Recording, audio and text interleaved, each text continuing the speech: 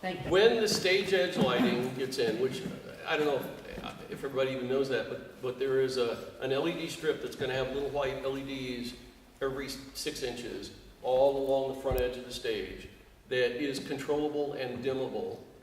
That will be controllable from your console, but it will also be controllable from here, and I'm just going to put it on slider number 6 when I have it here and program it. Great. So you can control it from number 6, and I potentially I don't know. I'm going to have to think through control scheme as to how to be able to have it.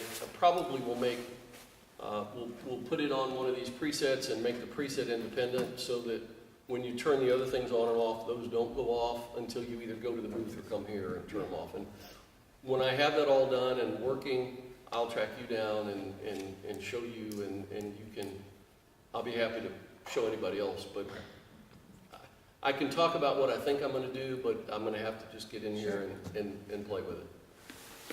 All right, so that's pretty much what's in this box.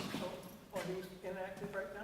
They are inactive. They are only active when this manual button is lit up. And again, this is the master, and this is the intensity of your house lights.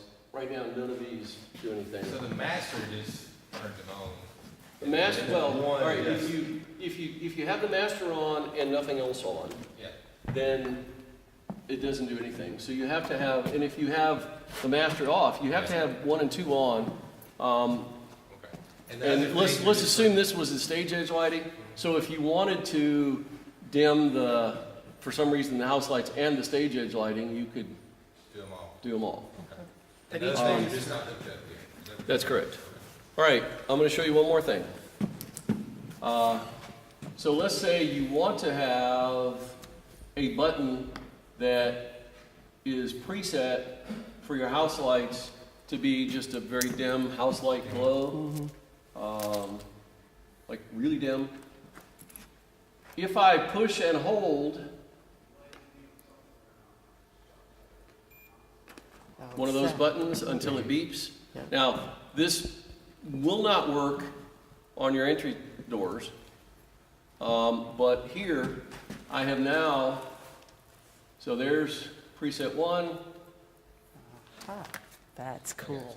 there's preset 5. So you can make your own presets by just pushing and holding until it beeps. And usually when I do that, I push and hold and think, okay, why hasn't it beeped yet?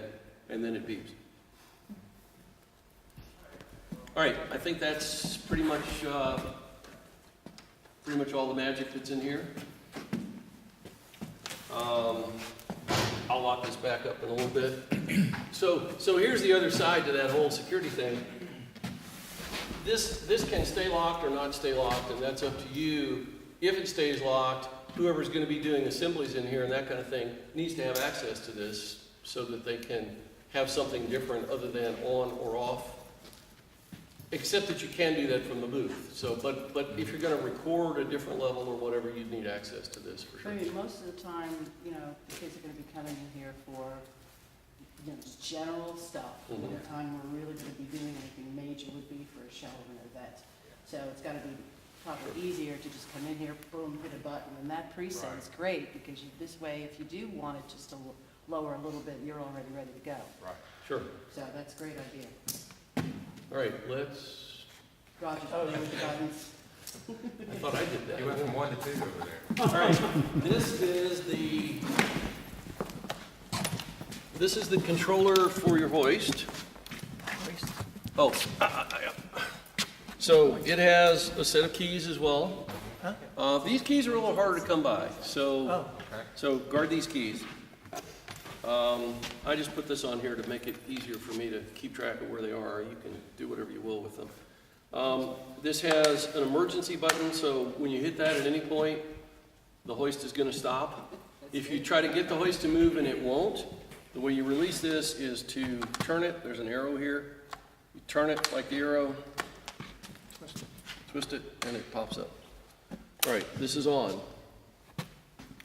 Little hourglass.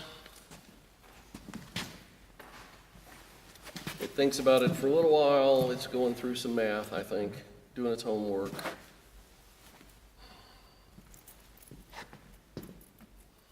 And in another little bit, it's gonna start saying it's loading.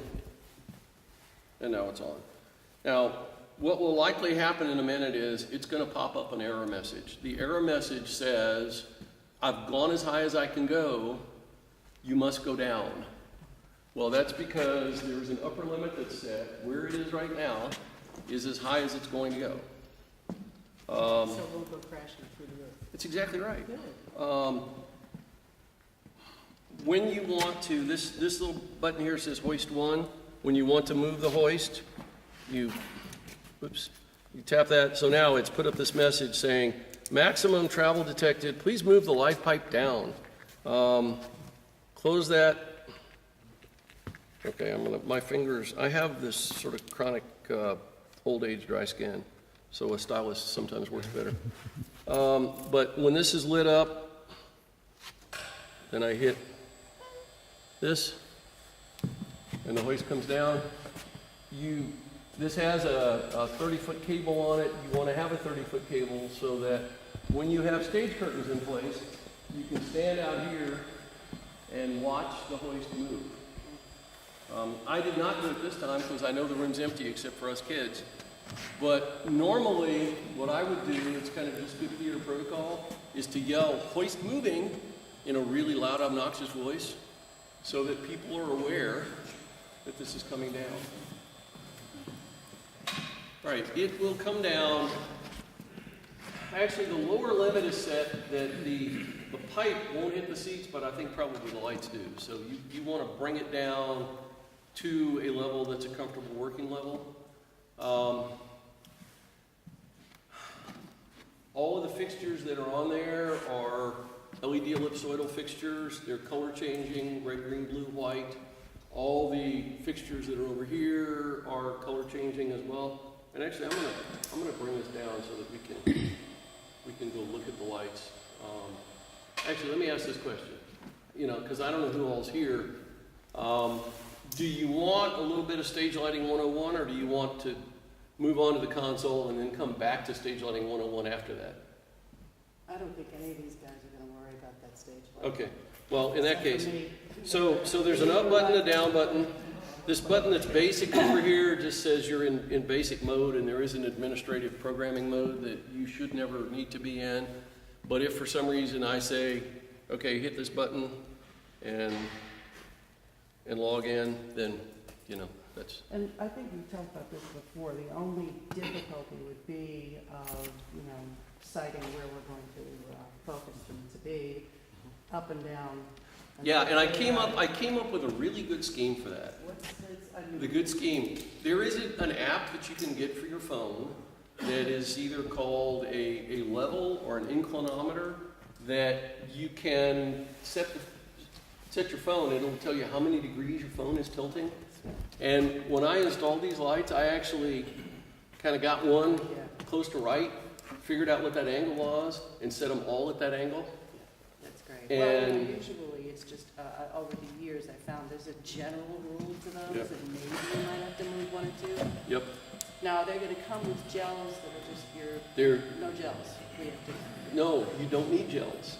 get out. The lights have red, green, blue, and white in them. That's great. And so you make whatever color you want to make with no color filters on the front at all. That's cool.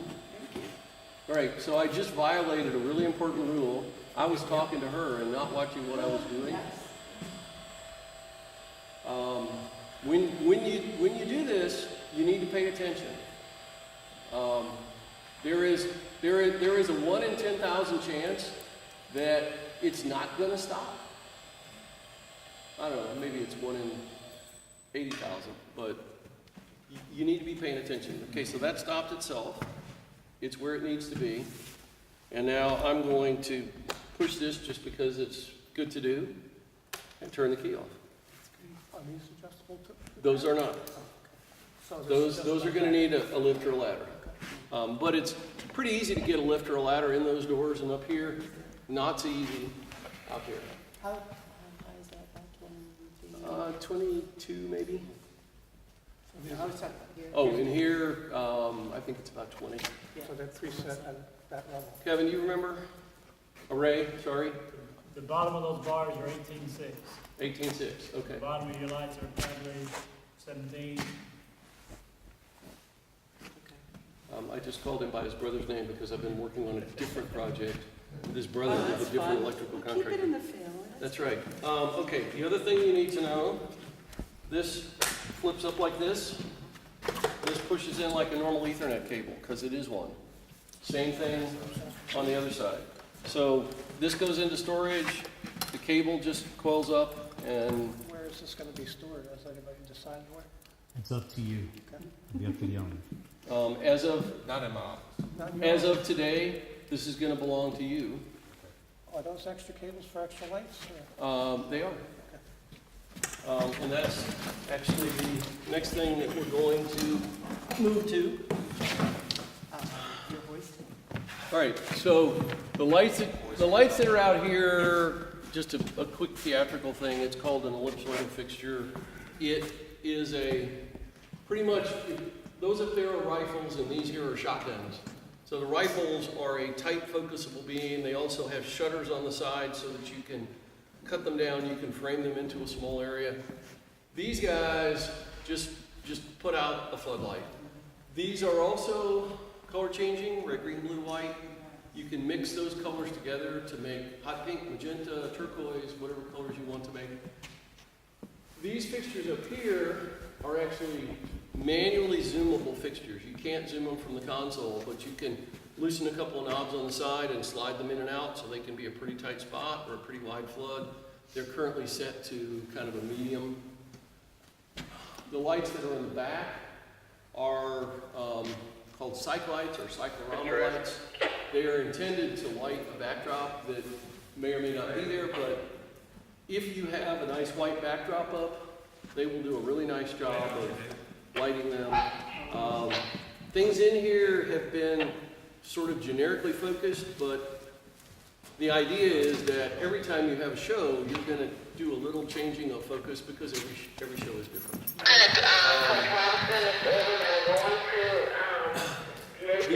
If you look at this plug strip here, you're going to see you have number 13, 14, 15, 16, 17, 18, then it goes 13, 14, 15, 16, 17, 18.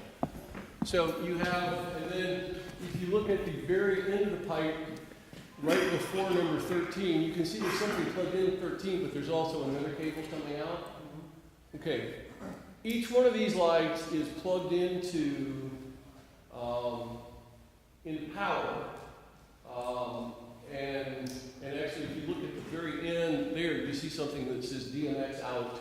Well, that's the same as this cable that's just before number 13. So the lights get power, and then the lights also get a control signal. The DMX is the control signal that comes from the console there through this rack and out. So they have to have power to them, and then they have to have control telling them what to do.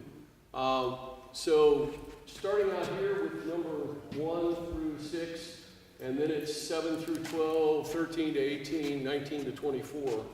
Those are all the power circuits that have to be turned on from the console, and Jeff is going to explain to you how to do that.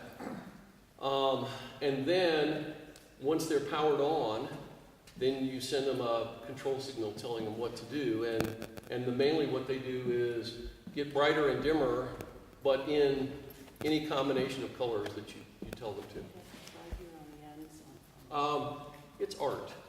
No, it does. The ellipsoidals that are out here, there's one more on either end of this, and it's designed that it ought to be a good functioning system just like things are hung, but you can potentially move things around.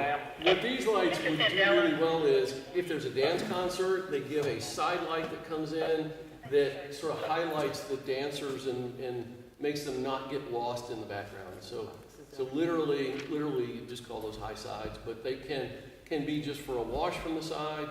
You can put a pattern in them and do a pattern wash. You can also do pattern wash from the front.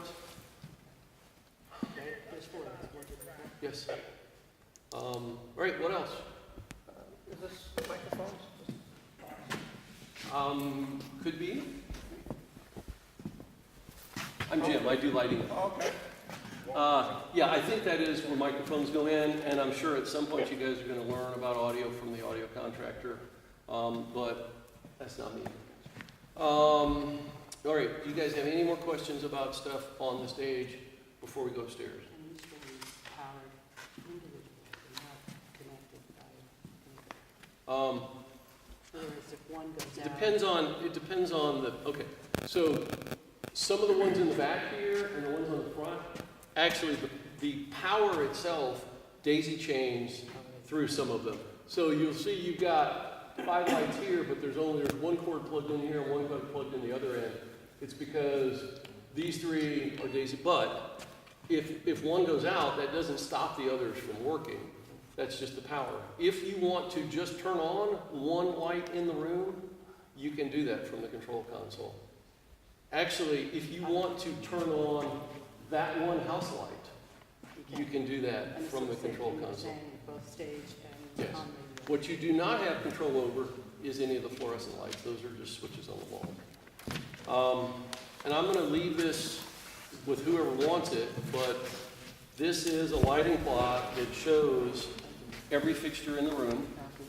And I have that electronically as well. I've already emailed it to You have, Chris. and it'll be part of our closeout package with Bill. You'll receive all that at the end. Okay. And there's 3 pages there. One is just the stage, one is just the house lights, and then there's this one that's everything. And the key